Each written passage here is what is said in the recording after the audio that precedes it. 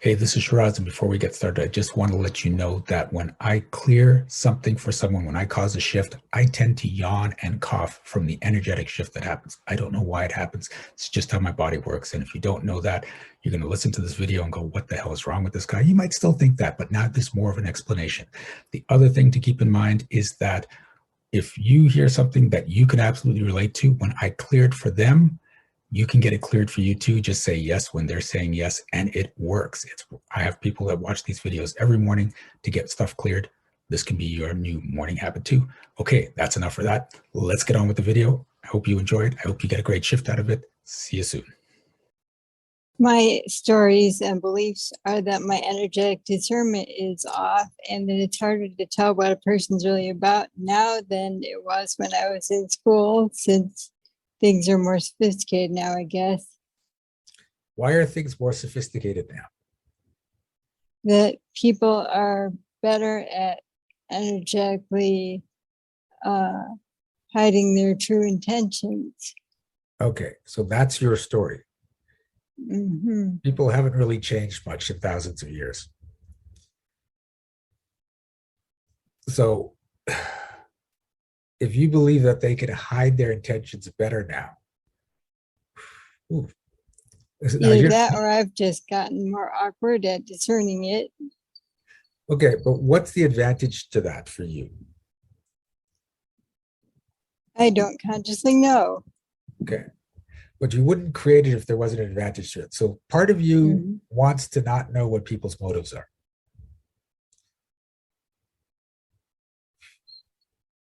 Okay, let's see where we're going with this. If you know people's motives, if you could just read them, will you see things you don't want to see? I would see what I don't want to see. So that was my question. Would you see things you don't want to see? Yes. So if you don't want to see them, then you need to make sure you don't see them by obscuring whatever you're reading. Mm-hmm. So when you look at people and their motivations and their thoughts and desires, and you just look at them all like you're watching different TV shows, then you can continue watching that TV show and get into it. Go, oh, let's see what's going on here. You could say, I don't like that. That's not the thing I'm into. And you could just go to another show. You just change the channel or go look at another TV set. The way I look at people around me is I see everyone as just TV sets. And then I just decide, do I want to tune in and get really interested in this program or not? And if not, I go look at some other screen. So are you willing to step out of the story that you have to make sure you never see in people what you don't want to see? Yes.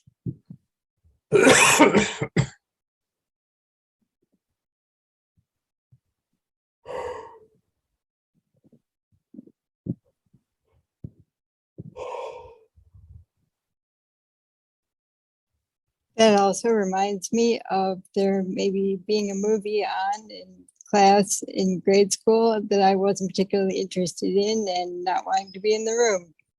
Okay. So if you're with someone you don't like, you can leave the room. It's not like you're in school now and you have to stay in the room. You can make the choice now. Mm-hmm. Okay. Also a fear of missing the boat and being energetically, emotionally unprepared for things going on. So what do you mean missing the boat? Like not being where I'm ultimately meant to be in life and beyond. Okay. So are we talking another subject now, or are you still talking about when you're trying to see people and their motivations? Because it feels like this is a separate topic entirely. Yeah. Okay, because I didn't realize you switched over there, so it just confused me. So here's the thing: you're gonna miss shit. That's just life. You're gonna miss out things. You're also not gonna miss out on other things. When you look at life as if you're on a boat, let's talk about missing the boat. You're on a boat floating down a river, and all your opportunities are coming up, and they're on either side of the river, on the banks. Then what you want to do is just sort of guide the boat over to one of the banks to grab up that opportunity. And then when you see another opportunity, like you guide the boat over to the other bank and grab that opportunity. What you need to understand is that there are always going to be opportunities down the river, because sometimes what's going to happen is you're going to get opportunity on one side, you're going to get opportunity on the other side. And what people tend to do is they guide over to the one side, then they're paddling like hell trying to get to the other opportunity because they're afraid they're going to miss it. But that opportunity is still further down the river. So you're putting all this effort, all this stress. I can't miss this opportunity. I got to make this work, when you can just let that go and grab the next opportunity. Most people are struggling against the current. Some people are trying to go back against the current because they've already missed an opportunity. They're trying to get back at it. And this is just emotional stress. That's what's going on. Sometimes it manifests as physical actions, but most of the time, it's just like, I don't want to miss out. I've got to stress myself out. I've got to do whatever it takes to try to make sure I don't miss out. And you could just let that go and say, I'm taking this opportunity, and then I'm going to take this opportunity, and then I'm going to take this opportunity.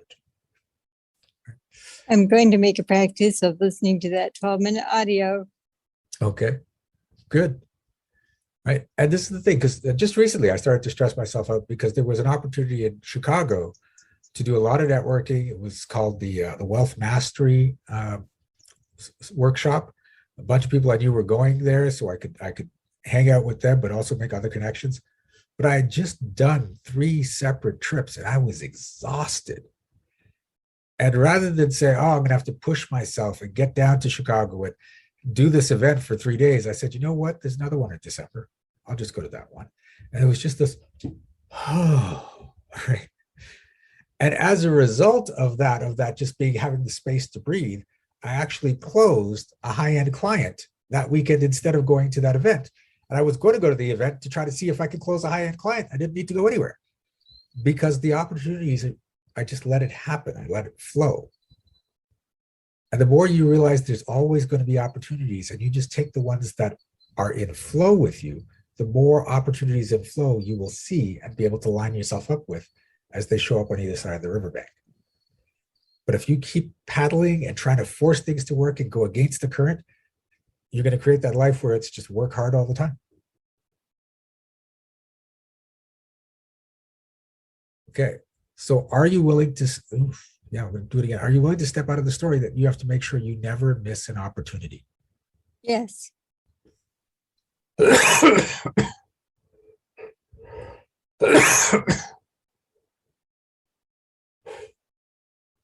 And are you willing to step out of the story that you are always missing opportunities?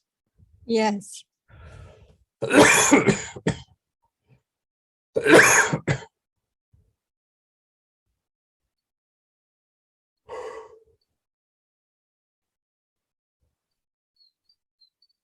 The being willing to see things aspect is something I can work on from a physical vision too.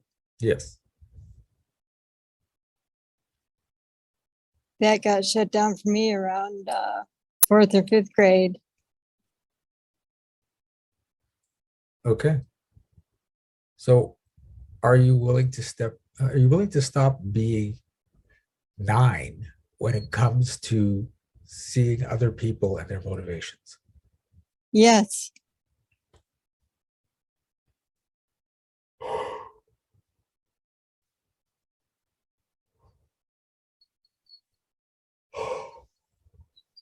Okay. How's that feel? Yeah, that's better. Okay, cool. Thank you so much for watching this video. Please give it a like. And if you had a shift of your own, I'd love to hear about it in the comments. Also, check out the description for energetic magic events that you can attend every single month. Be well, be aware, and be magical.